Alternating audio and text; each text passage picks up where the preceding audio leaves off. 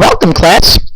Welcome to week 1, and our screencast today will be regarding your APA citations and reference entry that are required for your discussion forums. So let's get started. So why is this important? Well, so that you do not commit plagiarism. Plagiarism is a very serious situation. We also have research for our discussion forums so that we can all contribute and experience scholarly research. What is required? Well, in week 1, you are required to provide a direct quotation from your textbook. Follow along in the prompt to see the exact pages that your direct quotation needs to come from where the direct quotation needs to come from. Now, keep in mind that this means that you are taking it word for word. That's what a direct quotation means. So if I would go back into the book and look for those words that you wrote, I would find those words exactly as written. So in week 1, you're doing a direct quotation. In weeks 2, 3, 4, and 5, you're doing either a direct quotation, which you will need the quotation marks around, or you can do a paraphrase. When you do a paraphrase, the quotation marks are not required, but you must provide a citation as well as a reference entry at the end. So in the week 1 forum, this is how it reads. I'm not going to bore you with all the other parts, but just if you read this here, it says finally include a direct quote somewhere in your post, not more than 2 lines from the textbook, pages 24 to 32, that supports your new direction in writing for college. So keep that in mind. It's a direct quote somewhere in the post, which means that you're putting it within your 2 paragraphs that you're providing as your response. Okay, as we move on, weeks 2 through 5, it's a little bit different. We are going to give you some links to articles that have to do with the the discussion prompt subject, and once you get there, you can read the article and then either take a direct quote, which you're going to take word for word from the article, or you can paraphrase a part of the article into not more than 2 sentences. And again, you will need an APA citation and an APA reference entry at the end. So that's what we're looking for. Some words of advice. Citations belong within your paragraph, not at the end. Citations require the author's name and the year written. And if you don't see an author, well, you can use the first 2 words of the article title in quotation marks plus the year written. So what does this mean exactly? Well, let me give you an example. This is an article I found that had to do with studying. Okay, and the part that I like the most is right here. These 2 lines. This one line, starting at under the 45-15 rule, you can work nonstop for 45 minutes, and all your focus is on the task at hand for that block of time. Okay, so I've decided that that is a direct quote that I am going to use from this article. So here it is. This is the direct quote. Notice that this is word for word. I took this exactly as it was written. So now, this is how the quotation would look. The first version would be according to McKay and McKay. These are the 2 people that wrote the article, and this is the year they wrote it. Now, if you notice, there's a comma here. There's a quotation mark here. I took this word for word exactly as it was written. You put a period here, and you close the quotation marks here. Now, the other option that you have, if you don't want to put the actual author's names in, this is called the signal phrase right here. If you don't want to use a signal phrase, you can just put the author's names at the end, at an end of line citation. Again, you would have to use quotation marks to start with, and then at the very end, you notice there's no punctuation here, there's no period. You close the quotation, then in the parentheses you put McKay and McKay, comma, 2012, close the quotation marks, and then you put a period. Now I want you to notice one thing. When you're doing in-text, when this is a signal phrase, you have to use the word and, A-N-D. But when you're putting it in a parenthetical quote, citation at the end of the line, you're just using an ampersand sign or the and sign. So that's the two things that you need to watch for. So, now this is the quote with the citation. Okay, now let me show you how I used it within my two paragraphs. This is the first paragraph. Study, study, you should study. How many times have you heard these words in different contexts, in different tones of voice? However, being told to study and actually practicing the skill correctly is not as easy as one thinks. Studying a skill that includes adequate preparation and then implementation, you just don't do it. Okay, so that's my first paragraph. And let's just say, for the sake of argument, the prompt was, how do you study? All right, now, this is the paragraph 2 of my response to that prompt. And this is the first style. Okay, here it is. The most important step is to prepare your area. Plan to be in this place for 2 or 3 hours, or however long it takes to complete your work.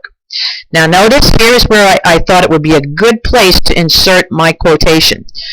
I put the quotation marks under 45-15 rule. You work nonstop for 45 minutes, and all your focus is on the task at hand for that block of time. When the 45 minutes is up, take a break for 15. You notice there's no period here. You put the parentheses with the author's names, ampersand sign, comma, 2012, close parentheses, put the period. And then finally, I concluded my paragraph. Find something that will be background noise. Get comfortable and start now. Do not wait. Do not daydream. Just start. The sooner you start, the more you will accomplish.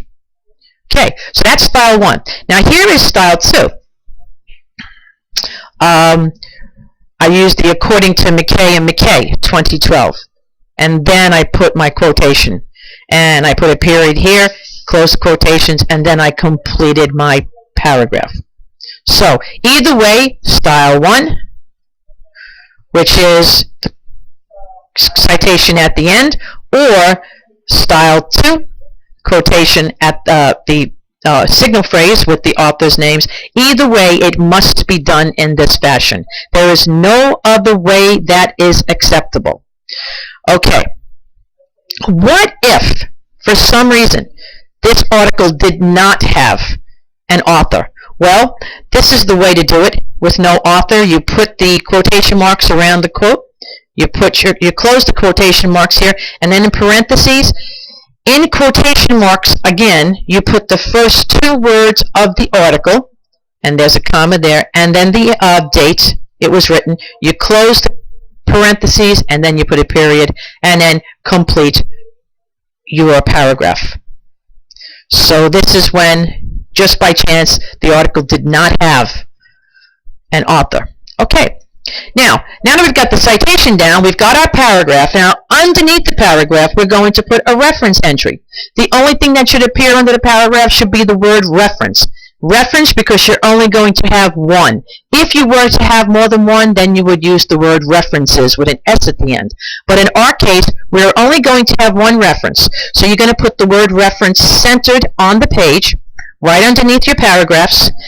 And the information that you're going to need is the author, the year written, the article title, and the journal name or the URL address, the www dot or the HTTP. Okay, on the next slide, I'm going to show you an example. But the things to look at, and to look at these things carefully. For the author, you use initials for the first and middle names. You do not use the entire name. Watch the spacing. Look at the punctuation. Look at the use of upper and lowercase letters. And then it belongs at the end of the passage.